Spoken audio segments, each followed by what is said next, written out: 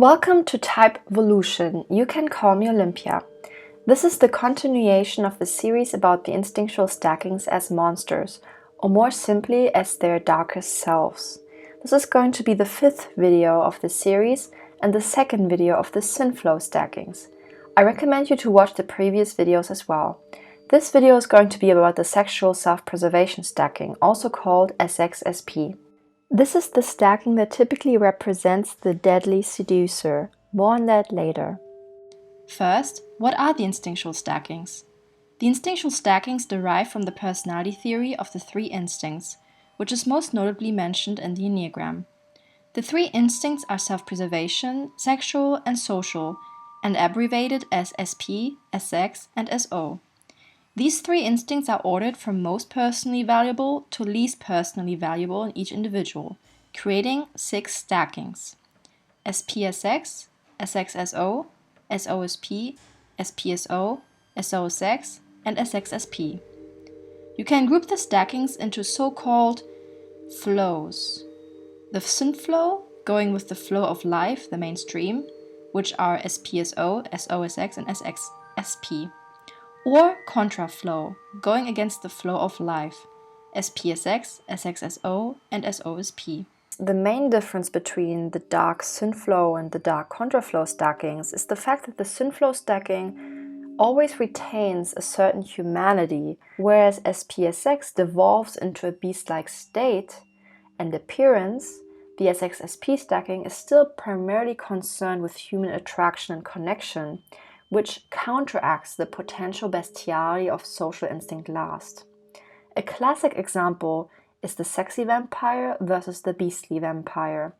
The former is still clearly influenced by its human focus, even when deeply unhealthy, whereas the Contraflow stacking loses its resemblance to humanity and/or denounces it altogether. Another example are the sexy nurses that you see on Halloween versus the beastly nurses that you can see in Silent Hill. The SXSP stacking is the most laser focused on an attractive partner or making themselves more sexually or romantically attractive due to the social instinct being last. Because of that, the social world does not truly matter much for its own sake. Rather, it is primarily the arena where to seduce a mate or enjoy yourself with your mate, or find ways to aid one's self-preservation, for example, making more money, eating good food, working out, securing housing, etc.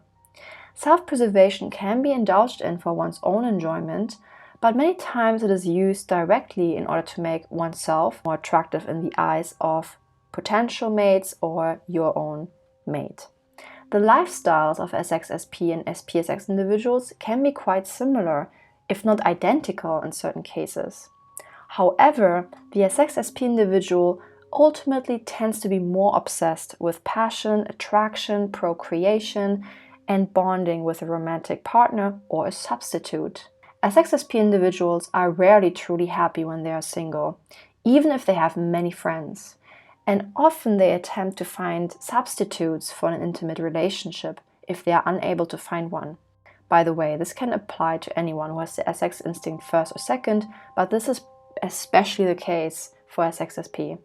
At this point, it should be noted that not all SXSP individuals are going to be conventionally sexually attractive.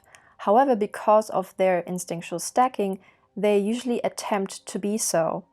And this is often demonstrated in the examples of the monsters or the archetypes, where they are usually sexually attractive because they care about that.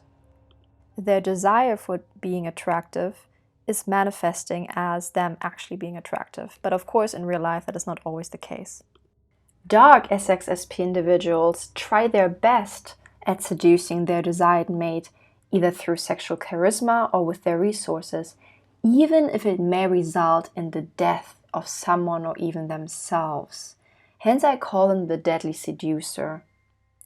In the case of fiction, death occurs or has occurred literally. But in real life, most often than not, it is a psychic or emotional death of someone or themselves. The sexual instinct as a whole is very much all or nothing when unhealthy, particularly in the case of SXSP. which means when they're dark, they either attain the object of their desire or someone dies trying. Now I give you examples of the monsters from the first unhealthy stage to the second to the third, the absolute worst. Stage 1. At the first stage, the person starts using darker and more twisted means in order to obtain or deal with their desired mate and resources. They either harm their mate, themselves, or a third party in the process. However, their actions do not lead to the death of anyone, nor cause any irreparable damage. The corpse bride. She was naive and got herself killed by her treacherous lover. After that, she tries to marry the mortal man Victor, even though the rules of the undead world forbid it. However, around the end, she changes her ways, lets him marry the mortal woman he loves, and turns to the light side. Edward Cullen is a handsome and eternally young vampire. In Twilight, he was struggling with keeping his bloodlust in check and not killing her by accident. In New Moon, he goes even more to the dark side when he breaks up with her in a misguided attempt to protect her from the vampire world. When he finds out that she may have killed herself, he loses the will to live himself and tries to get himself killed by making a scene in public, disregarding the social norms.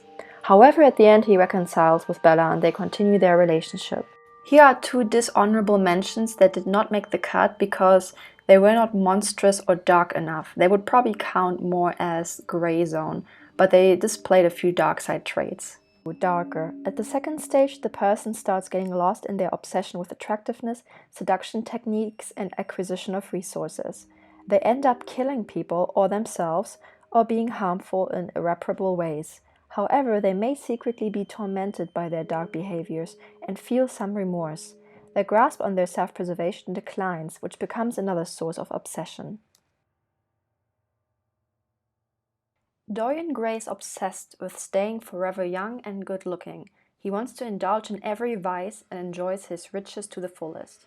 However, in doing so, he gets cursed, he commits several immoral acts, he indirectly causes the suicide of his first girlfriend, and later murders his best friend. However, he did feel remorse. Joe from the TV series You is a loner bookstore manager who becomes infatuated with women at first sight. Then, he continuously has to stalk them. His obsession with stalking women gets him into awkward or immoral situations, to the point where he feels like he has to kill people if they ruin or are about to ruin his plans.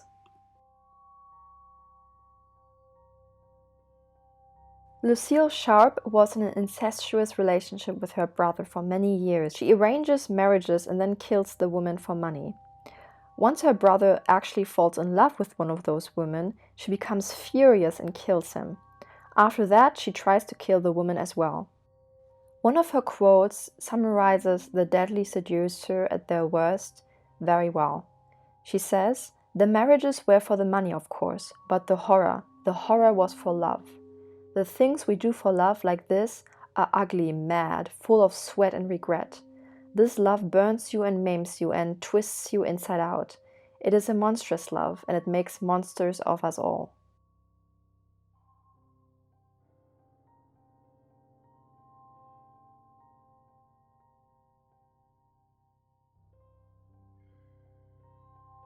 Stage 3, darkest. At the third stage, the person is entirely consumed by their desires for attractiveness, seduction, procreation, or becoming one with their chosen mate. They feel no remorse when they kill or torment their loved one in the process. They ignore social conventions as long as it brings them closer to their tortured mate or their ideal of attractiveness. Their self-preservation either has become gluttonous or tasteless. The modern succubus and incubus are sexually attractive demons that are not able to reproduce without humans. They attack men and women during the night, usually when they are asleep. The succubus and incubus feed off sexual contact or lust. They may also try to be impregnated by people or impregnate them, depending on whether the person is male or female. By the way, they do this without their consent. They have a kiss that drains the life force out of humans, sometimes to the point of death. Here's the dishonorable mention of the siren, the sexy siren, but I didn't include that in the overview because, unfortunately, this archetype is too much overlapping with contraflow stackings, particularly SPS6. Now we are at the end of the examples. I hope you gained a better understanding or feel for each instinctual stacking based on these archetypal representations. They may also help you with typing your own stacking or the stacking of others. Because these examples are twisted and at the lowest level, I do not recommend you to identify too strongly with them. They mostly serve as a warning and representation of what will happen when someone of this stacking falls into the abyss.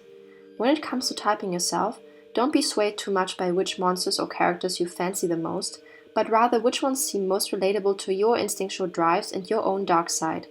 Though some examples might be relatable to you even if they don't have the same instinctual stacking as you, but just because they have the same enneagram or Jungian type as you, so be aware of that.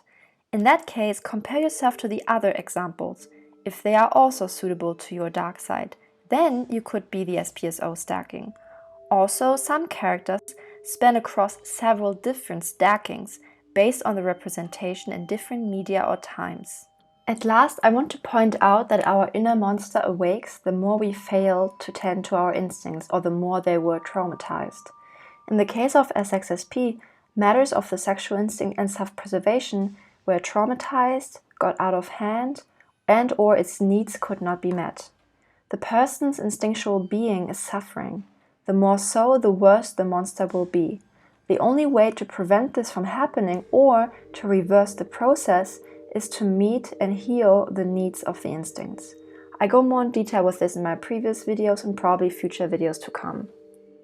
I hope you enjoyed the video. If you did, please like, share and subscribe. See you in the next one. Bye!